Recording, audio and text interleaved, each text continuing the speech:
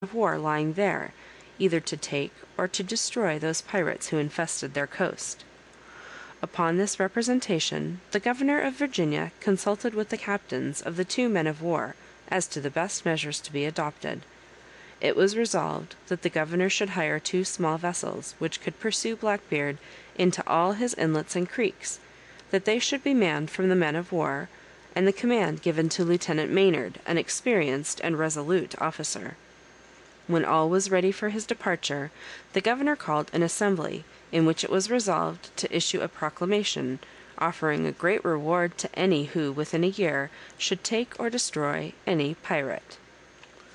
Upon the 17th of November, 1717, Maynard left James's River in quest of Blackbeard, and on the evening of the 21st came in sight of the pirate.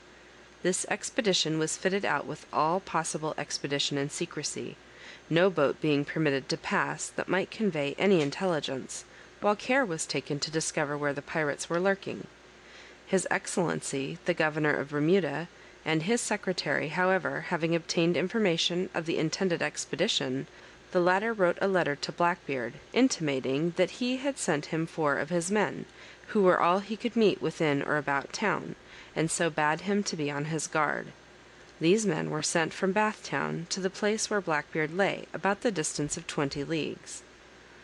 The hardened and infatuated pirate, having been often deceived by false intelligence, was the less attentive to this information, nor was he convinced of its accuracy until he saw the sloops sent to apprehend him. Though he had then only 20 men on board, he prepared to give battle. Lieutenant Maynard arrived with his sloops in the evening, and anchored, as he could not venture, under cloud of night, to go into the place where Blackbeard lay. The latter spent the night in drinking with the master of a trading vessel, with the same indifference as if no danger had been near. Nay, such was the desperate wickedness of this villain, that, it is reported, during the carousals of that night, one of his men asked him, in case anything should happen to him during the engagement with the 2 sloops which were waiting to attack him in the morning, whether his wife knew where he had buried all his money? When he impiously replied that nobody but himself and the devil knew where it was, and the longest liver should take all. In the morning Maynard weighed and sent his boat to sound, which, coming near the pirate, received her fire. Maynard then hoisted royal colours, and made directly towards Blackbeard with every sail and oar. In a little time the pirate ran aground, and so also did the king's vessels. Maynard lightened his vessel of the ballast and water, and made towards Blackbeard. Upon this he hailed him in his own rude style. "Damn you for villains, who are you, and from whence come you?" The lieutenant answered, "You may see from our colours we are no pirates." Blackbeard bade him send his boat on board, that he might see who he was. But Maynard replied, "I cannot spare my boat, but I will come on board of you as soon as I can with my sloop." Upon this Blackbeard took a glass of liquor and drank to him, saying, "I'll give no quarter nor take any from you." Maynard replied, he expected no quarter from him, nor should he give him any. During this dialogue the pirate's ship floated, and the sloops were rowing with all expedition towards him. As she came near, the pirate fired a broadside, charged with all manner of small shot, which killed or wounded 20 men. Blackbeard's ship, in a little after, fell broadside to the shore. One of the sloops, called the Ranger, also fell astern. But Maynard, finding that his own sloop had way, and would soon be on board of Teach, ordered all his own men down, while himself and the man at the helm, who he commanded to lie concealed, were the only persons who remained on deck.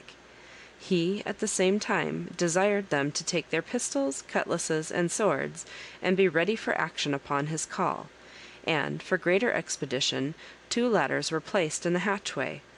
When the king's sloop boarded, the pirates' case boxes, filled with powder, small shot, slugs, and pieces of lead and iron, with a quick match in the mouth of them, were thrown into Maynard's sloop. Fortunately, however, the men being in the hold, they did small injury on the present occasion, though they are usually very destructive. Blackbeard, seeing few or no hands upon deck, cried to his men that they were all knocked on the head except 3 or 4, and therefore, said he, "Let us jump on board and cut to pieces those that are alive." Upon this, during the smoke occasioned by one of these case boxes, Blackbeard, with 14 of his men, entered, and were not perceived until the smoke was dispelled. The signal was given to Maynard's men, who rushed up in an instant. Blackbeard and the lieutenant exchanged shots, and the pirate was wounded. They then engaged sword in hand until the sword of the lieutenant broke, but fortunately one of his men at that instant gave Blackbeard a terrible wound in the neck and throat. The most desperate and bloody conflict ensued. Maynard with 12 men, and Blackbeard with 14. The sea was dyed with blood all around the vessel, and uncommon bravery was displayed upon both sides. Though the pirate was wounded by the first shot from Maynard, though he had received 20 cuts and as many shots, he fought with desperate valor, but at length, when in the act of cocking his pistol, fell down dead. By this time 8 of his men had fallen, and the rest being wounded cried out for quarter, which was granted, as the ringleader was slain. The other sloop also attacked the men who remained in the pirate vessels, until they also cried out for quarter. And such was the desperation of Blackbeard that, having small hope of escaping, he had placed a negro with a match at the gunpowder door, to blow up the ship the moment that he should have been boarded by the king's men, in order to involve the whole in general ruin. That destructive broadside at the commencement of the action, which at first appeared so unlucky, was, however, the means of their preservation from the intended destruction. Maynard severed the pirate's head from his body, suspended it upon his bowsprit end, and sailed to Bathtown to obtain medical aid for his wounded men. In the pirate sloop several letters and papers were found, which Blackbeard would certainly have destroyed previous to the engagement, had he not determined to blow her up upon his being taken, which disclosed the whole villainy between the honorable governor of Bermuda and his honest secretary on the one hand, and the notorious pirate on the other, who had now suffered the just punishment of his crimes. Scarcely was Maynard returned to Bathtown, when he boldly went and made free with the 60 hogsheads of sugar in the possession of the governor, and the 20 in that of his secretary. After his men had been healed at Bathtown, the lieutenant proceeded to Virginia, with the head of Blackbeard still suspended on his bowsprit end, as a trophy of his victory, to the great joy of all the inhabitants. The prisoners were tried, condemned, and executed, and thus all the crew of that infernal miscreant Blackbeard were destroyed, except 2. One of these was taken out of a trading vessel, only the day before the engagement, in which he received no less than 70 wounds, of all which he was cured. The other was Israel Hands, who was master of the Queen Anne's Revenge. He was taken at Bathtown, being wounded in one of Blackbeard's savage humours. One night Blackbeard, drinking in his cabin with Hands, the pilot, and another man, without any pretence, took a small pair of pistols and cocked them under the table, which, being perceived by the man, he went on deck, leaving the captain, Hands, and the pilot together. When his pistols were prepared, he extinguished the candle, crossed his arms, and fired at his company. The one pistol did no execution, but the other wounded Hands in the knee. Interrogated concerning the meaning of this, he answered with an imprecation that if he did not now and then kill one of them, they would forget who he was. Hands was eventually tried and condemned, but as he was about to be executed, a vessel arrived with a proclamation prolonging the time of his Majesty's pardon, which Hands pleading, he was saved from a violent and shameful death.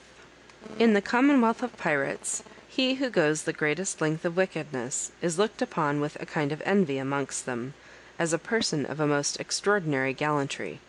He is therefore entitled to be distinguished by some post, and, if such a one has but courage, he must certainly be a great man. The hero of whom we are writing was thoroughly accomplished in this way, and some of his frolics of wickedness were as extravagant as if he aimed at making his men believe he was a devil incarnate.